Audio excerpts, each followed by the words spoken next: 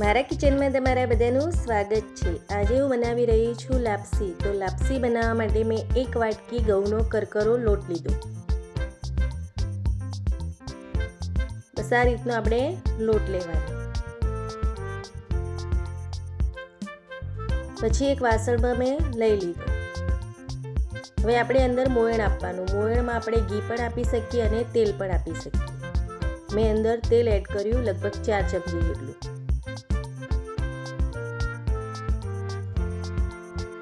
પછી લોટ અને તેલને મેં બરોબર મિક્સ કરી નાખ્યું। આપણે બરોબર એને મિક્સ કરી દેવાનું। જો તમે પહેલી જ વાર લાપસી બનાવી રહ્યા હોય તો તમે આ રીતે લાપસી બનાવજો, તો તમારી લાપસી સરસ બનશે અને છૂટી છૂટી, અને તમને પહેલી જ વારમાં લાપસી આવડી જશે। તો તમે આ રીતે જ બનાવજો।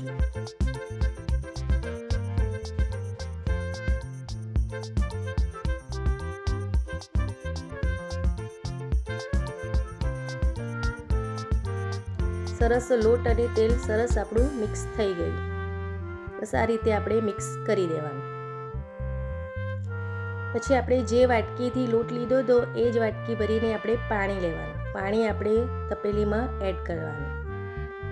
પછી 1 વાટકી મેં ગોળ લીધો, એને પણ અંદર એડ કર્યું। પછી ગેસ ચાલુ કરી અને એને મેં થવા દીધું। આપણો ગોળ ઓગળે ત્યાં સુધી આપણે ઉકાળવાનું। પછી સરસ ઉકળ્યું અને ગોળ પણ આપણો ઓગળી ગયો હતો। પછી એક વાસણ લીધું। વાસણની અંદર જે આપણે લોટ અને તેલનું મિક્સ કરીને મૂક્યું હતું એ અંદર મેં એડ કર્યું।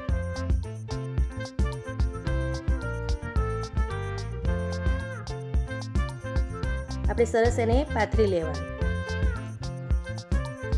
પછી જે ગોળ અને પાણી આપણે કર્યું હતું ને એ અંદર આપણે એડ કરવાનું।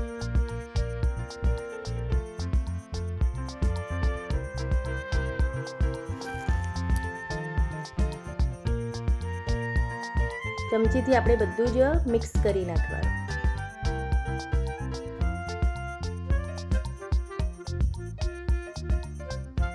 પછી આપણે એક કુકર લેવાનું। કુકર આપણે ગેસ ઉપર મૂકવાનું અને અંદર આપણે 2 ગ્લાસ જેટલું પાણી એડ કરવાનું। પછી અંદર આપણે સ્ટેન્ડ એડ કરવાનું। પછી આપણે જે આ મિશ્રણ તૈયાર કરીને મૂક્યું એ આપણે અંદર એડ કરશું અને ઉપર ઢાંકણ ઢાંકી દેવાનું, કે અંદર આપણે પાણી જાય નહીં ને એ માટે ઢાંકી દેવાનું। પછી કુકરનું ઢાંકણ રાખી અને મેં 5 સીટી વગાડી।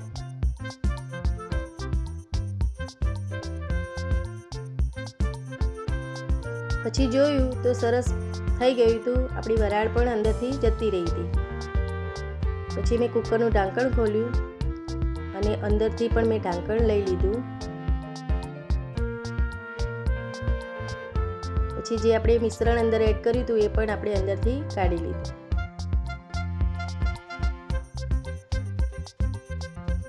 પછી મેં જોયું તો ગરમ હતું બહુ જ, એટલે મેં એક વાસણમાં એને લઈ લીધું।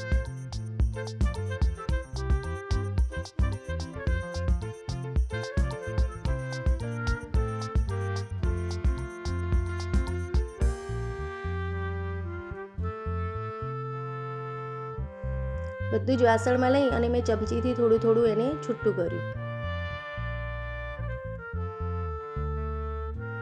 આપણે એને થોડું ઠંડુ થવા દેવાનું।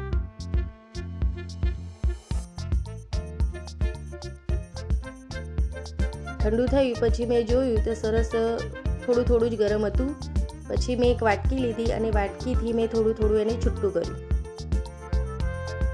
આપણે વાટકી લઈ શકીએ, ગ્લાસ પણ લઈ શકીએ અને ચમચીથી પણ કરી શકાય। મેં વાટકી લીધી અને વાટકીથી થોડું થોડું કરી અને બધું જો મેં છૂટું કર્યું। જેમ જેમ આપણે આ ઠંડુ થાય એમ સરસ છૂટી થઈ જાય આપણી લાપસી।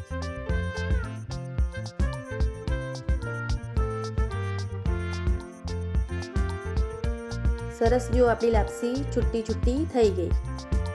પછી મેં અંદર ઘી એડ કર્યું। ઘી એડ કરી અને મેં ચમચીથી બધું જ મિક્સ કરી નાખ્યું।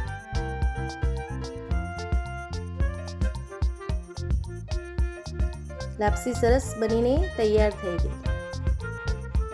જો આ રીતે તમે લાપસી બનાવશો તો સરસ લાપસી થશે અને તમારી લાપસી જરા પણ કાચી નહીં લાગે કે ચીકણી પણ નહીં બને. અને આ રીતે તમે બનાવશો તો છૂટી છૂટી સરસ લાપસી બનશે.